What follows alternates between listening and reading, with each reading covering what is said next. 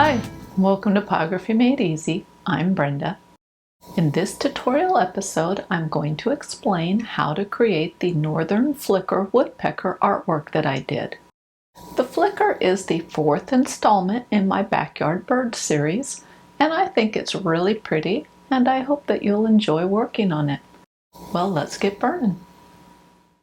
We will start out by burning in the eye. Begin by edging around the eye or burning along the outer edges of it.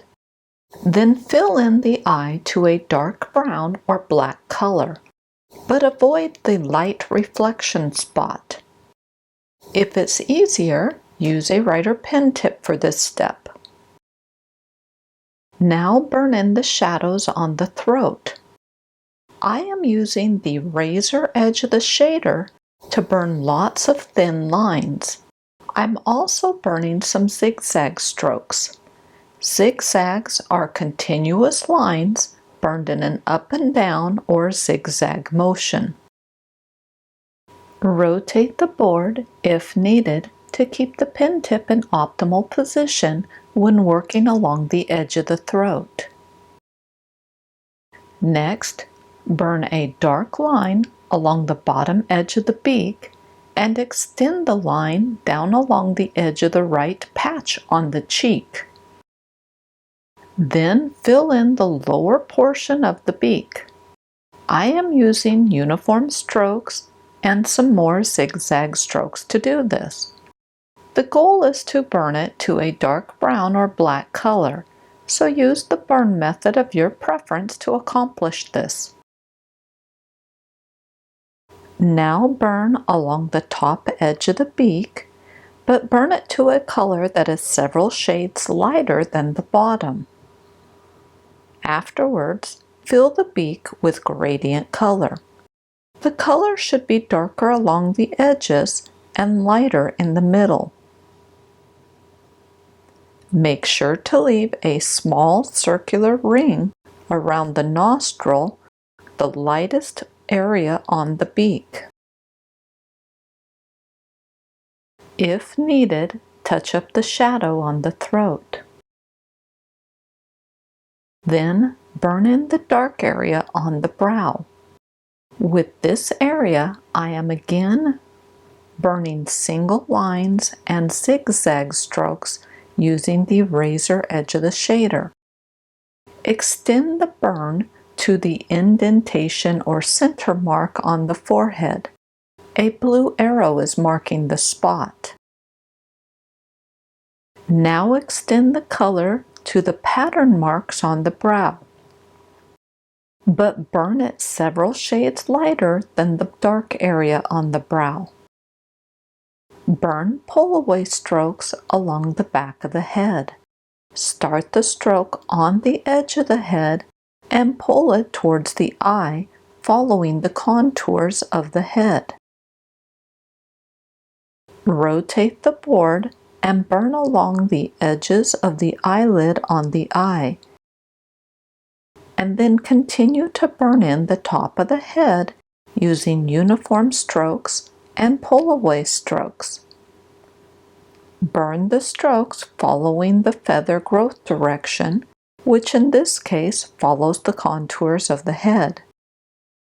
Rotate the board as needed when working along the edges of the head. Next, burn along the back of the neck and continue to burn in the gray feathers on the throat. I am using zigzag strokes to burn in these feathers. I picked zigzag strokes because they will give the impression of individual small feathers. Plus, zigzags provide more tonal variation than uniform or pull-away strokes do. Now for me, I find that I like to work along the darker areas first. I start to define and differentiate between the different shapes or groups of feathers on the neck. After the darker areas are done, then lightly burn over the remaining spots on the neck. Now keep in mind, as you work, you don't have to get this to the final darkness level. I never do. I do an initial burn through where I'm blocking in the colors and building up the different tonal variations and levels that they need to be, and then I will reburn as needed to finalize and fine-tune the area. Like before, rotate the board if needed when working along the edges. As you can see, I blocked in the neck, and now I'm reburning to further define and darken up the neck. It is not uncommon for me to reburn 3 or more times before an area is completed. The major reason for this is that as I block in more areas, I am constantly comparing my art with the reference photo. I'm making sure my lights and darks are in their proper place. Plus, I compare the contrast between the different areas and adjust that as needed. So when I initially block in an area, I try to keep it lighter in color, as it is a lot easier to add color or darkness to a burn than to remove color or to lighten up an area. Now burn in the red patch on the cheek. For this, I am using a combination of uniform strokes and zigzags. Afterwards, resume reburning over the head and neck to fine-tune the darkness and contrast levels. As I work, I am consulting with the reference photo and making sure that my artwork matches. For example, the back and lower edge of the neck are darker than the side. The front of the neck or the throat is darker than both the sides and the back of the neck. There is a curving band of dark feathers that arches from the eye to the back of the head. As I reburn, I am making sure that I incorporate these items that I see into my artwork. Burn over the last of the feather groupings under the eye. Again, I am using a combination of uniform strokes and zigzags to do this. Now do any final fine-tuning to the face that you may need. There is one change or deviation from the reference photo that I made. What I did was burn the top edge of the head darker than the photo. The reason is that I wanted the edge to contrast with the background. I don't plan on burning in the background, so I needed to make sure that the outer edge of the head was very visible. The very last thing that I did was switch to a writer pen tip to reburn in the nostril. I also burned a few darker thin hairs here and there along the outer edges of the feather groups, and then I defined the feathers around the eye. Burn in the black chest patch feathers. This patch is dark and uniform in color, so use the burn stroke of your choice for it. The upper edge of this patch is jagged. When burning along that upper edge, use single lines and zigzags to replicate that jagged look. Rotate the board if needed when working along the edges. Now we will work on the back or the mantle. Begin by burning along the outer edge of the mantle. Then start burning in the dark markings on the feathers. I will be making the feathers darker than the reference photo. There are 2 reasons for this. First, I want good contrast against the background that I'm going to leave unburned. Second, I took the picture during a very bright sunny day. So the picture is actually a little washed out. It's not as intensely colored as it should be. With the larger or thicker markings, I am using the end of the pen tip to tap along the marking. The tapping creates thin, short lines, giving the markings slightly jagged edges. I want the markings to be a little jagged, as that adds a touch of realism to the artwork. Not to mention that if you look closely at the markings on the reference photo, you'll notice that they do not have perfectly smooth edges to them. As you burn in the markings, try not to become fixated on replicating each and every marking on the reference photo. The reference photo is nothing more than a guideline to help us get the shape and basic details of the bird burned in. No one is going to compare your art with the reference photo unless you give it to them. And even then, they will look to make sure the basic stuff is there, but no one's going to count, oh, did you put 5 markings and it only had 3? No one's going to do that. With the markings on the mantle done, begin burning in the feathers. Burn them to a dark tan or light brown color.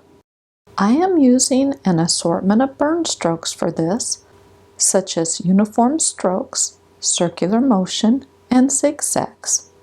Mostly, I am using zigzags, and I burn them in the same direction as the feather growth direction.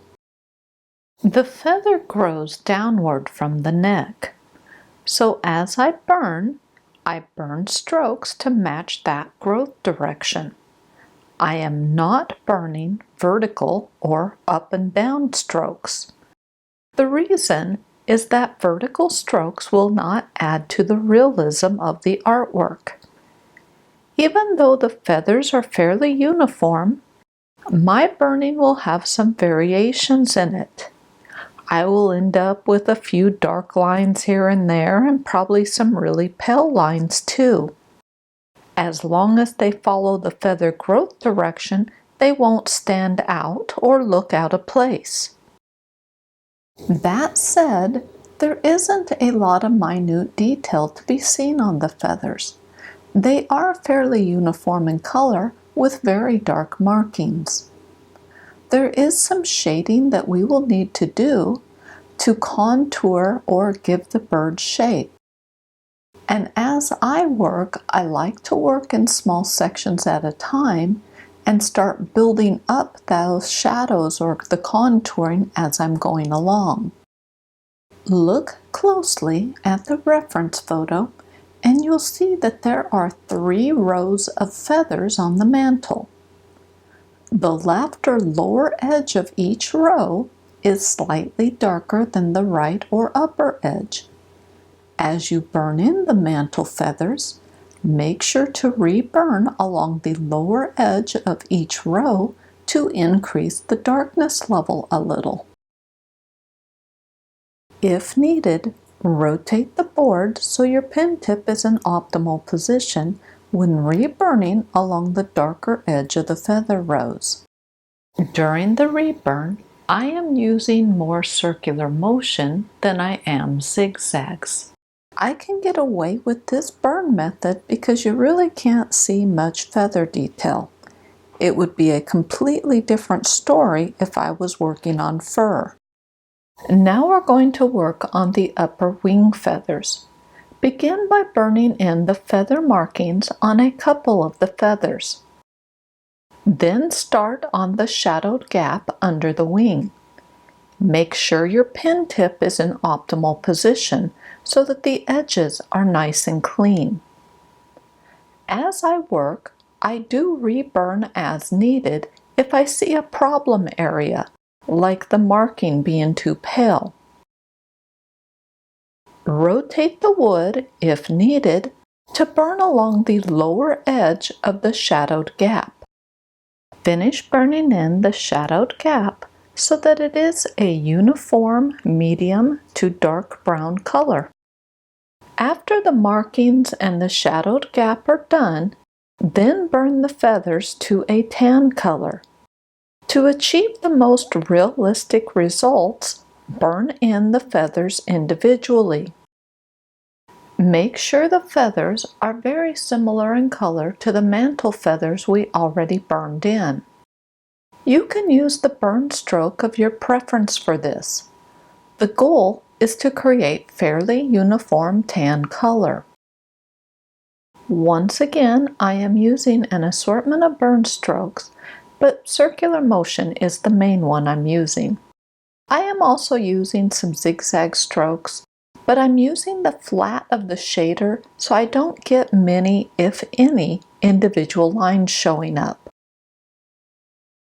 After you finish up a few feathers, move on to the next couple of feathers and repeat the process of burning in the markings and then burn in each feather individually to a tan color. Now keep in mind that you can burn in all of the markings on all of the feathers and then burn each feather to a tan color. I do not recommend burning the feathers to a tan color and then doing the markings. The reason is that you might cover up your indicator lines to let you know where the markings are. A reminder that the markings should have slightly rough edges on them. I create the slightly jagged edges by tapping the pen tip on the wood to create short, thin lines or dashes. I also use a really short zigzag stroke. When working on the feathers, burn each one individually as this will produce a more realistic bird. Also, make sure your feathers are consistent in color to each other. Examining the reference photo reveals that the feathers are all in the same tan color range. Some of the feathers have subtle shading or shadows on them that give the bird shape. Now we will work on the rest of the wing feathers, beginning with the dark feather or shadow along the bottom of the wings. Like before, make sure your pen tip is in optimal position when burning along the edges. If needed, rotate the board when burning along the bottom edge. I like to work in sections, so I burn in the markings on a few feathers and then color in the rest of the feather. It is completely up to you to decide if you want to do the same thing or not. You can easily burn in all of the markings and then color in each feather. Either way will produce great results. There is another shadowed area where the two wings touch, so I burned a dark line just under the upper wing. Work your way down the upper wing, burning in each feather individually. If you are going to leave the background unburned like I am, then make sure the feathers are a medium to dark tan color. This will make sure that they stand out from the background. The final or end feathers on the wings are brown in color. Burn along the upper edge of the end feather on the top wing. Then burn a dark line just under the lower edge of the end feather on the top wing. Afterwards, color in the end feather so that it is brown in color. Let the color fade just a little bit when you get near the lower edge of it. Now, extend the shadow underneath the top wing and burn in a couple of the nearby feather markings. Burn in the second end feather on the wing. Like before, color in the feather to a brown color that matches the top end feather. Also, burn a dark line just under the lower edge of this feather. Burn in the remaining markings on the feathers. Then, look at your artwork and critique it. I decided that my feather markings needed to be darker, so I'm reburning over the majority of them. Now, rotate the board if needed and burn along the lower edge of the shadow between the wings. And then fill in the area to a dark brown or black color. I am using circular motion to burn in the shadow, but you can use the burn stroke of your preference. Burn in the last couple of markings and burn darkly around the last of the tan areas near the end of the wing. Next, start coloring in the end of the wing. Use a white charcoal pencil to draw in the markings on the bottom wing feather. This will help them stand out.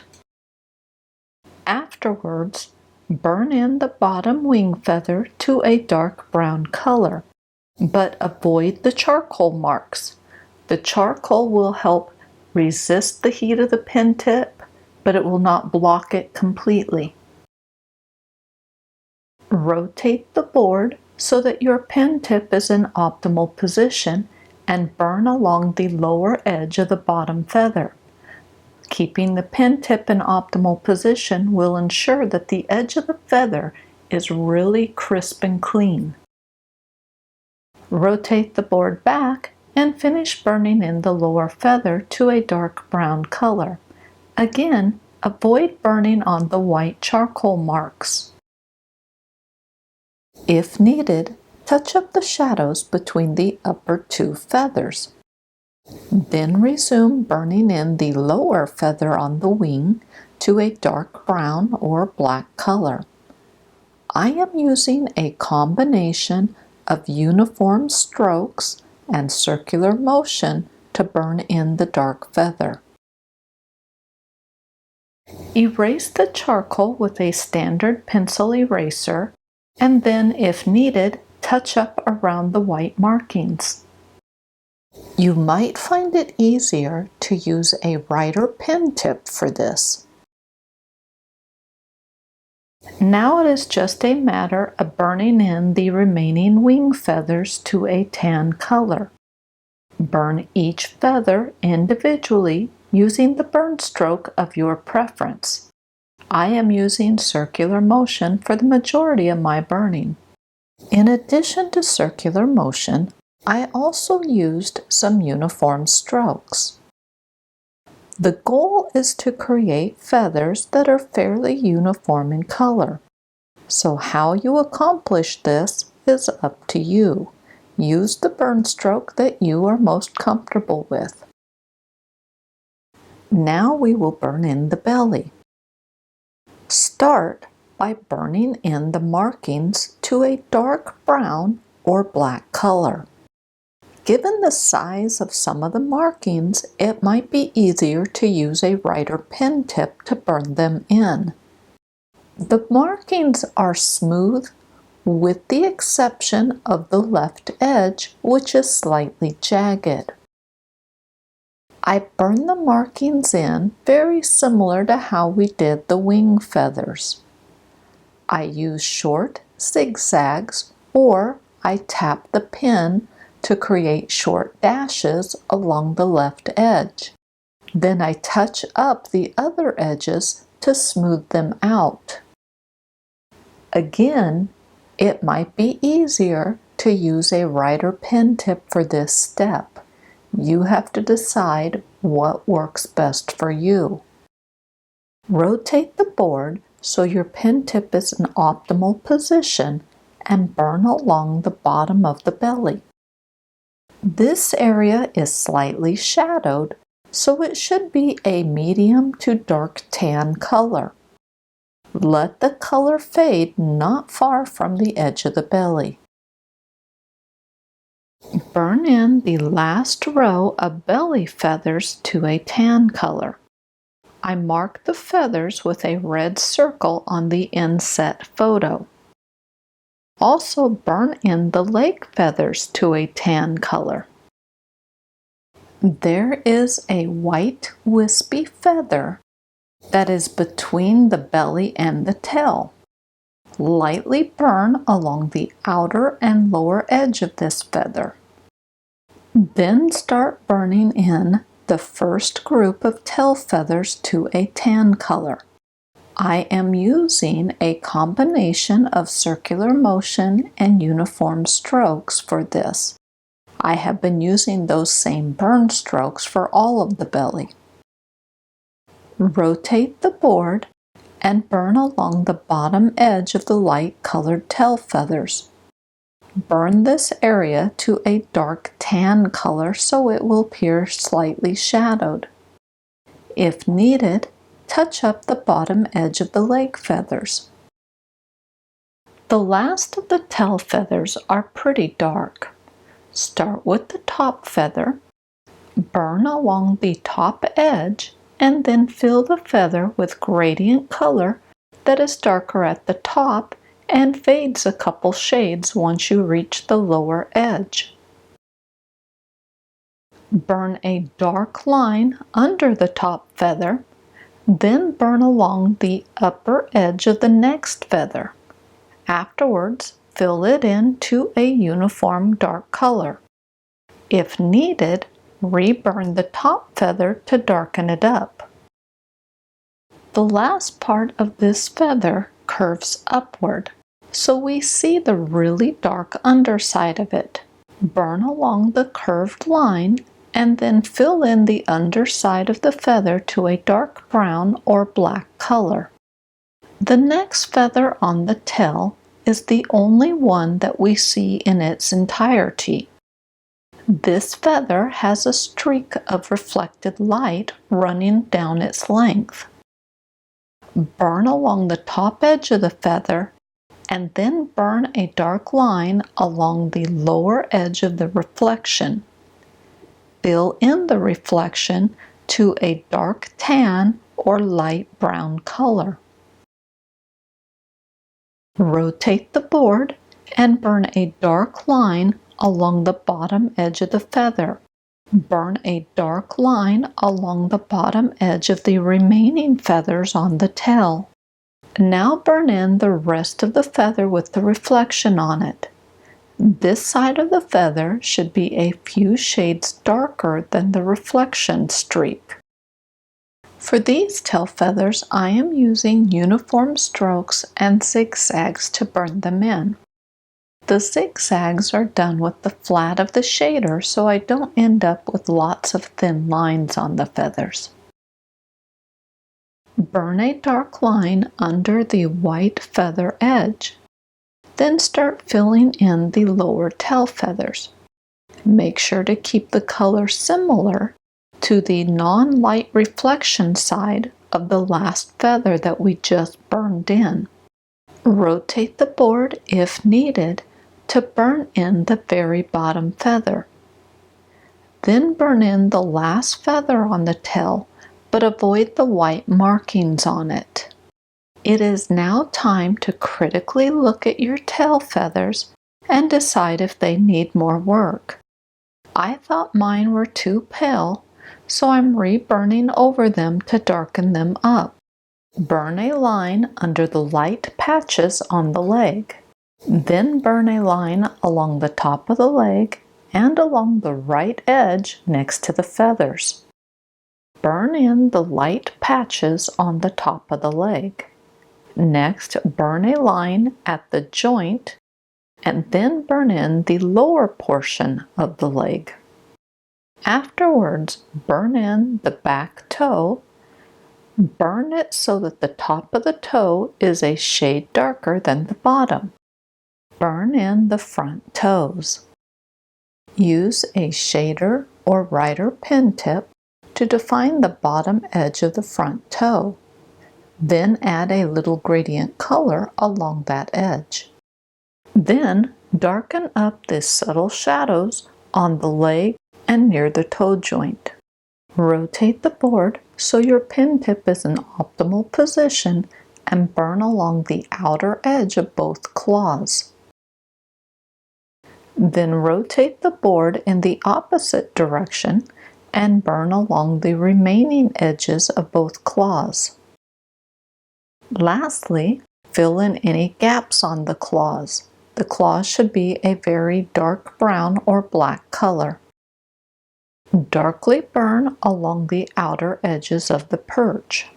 It will probably be easier to use a rider pen tip when burning next to the leg, At least I found it to be easier. To the right of the toe, the perch should be a uniform dark brown or black color. The front part of the metal perch has a dark brown or black side. The top has reflected light, but there is a dark triangular streak on it. First, burn in the dark side. With the top, burn pull-away strokes to create the dark triangular streak. Start the stroke at the wide end of the triangle. This is next to the foot. And then pull the stroke towards the front end of the perch, following the gentle curve of the metal. It may be easier to rotate the board and burn pull-away strokes from a different angle. You can try it and see what works best for you. The rest of the perch top should be burned to a dark tan or light brown color. Reburn as needed to build up the overall color and depth till you get it to where you need it to be. With the back part of the perch, burn the upper edge to a dark brown or black color, and then fill the rest of the perch with uniform color that is a shade or two lighter than the edge. I didn't like how the back part of the perch looked, so I used an X-Acto knife to gently scrape away a light band just a short distance from the edge, or right next to that side of the perch. Afterwards, I darkened the inner edge and applied gradient color from the edge up to the light band I had just created. The very last thing that I did was reburn over the red patch on the bird's cheek. I darkened it up considerably and then reburned along the lower edges to darken them up a little bit more.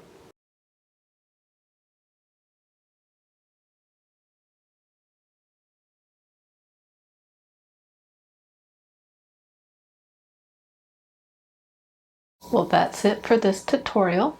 On my website, Pyrography Made Easy, there is a written version of the tutorial, the reference photo, and a free pattern that you can download.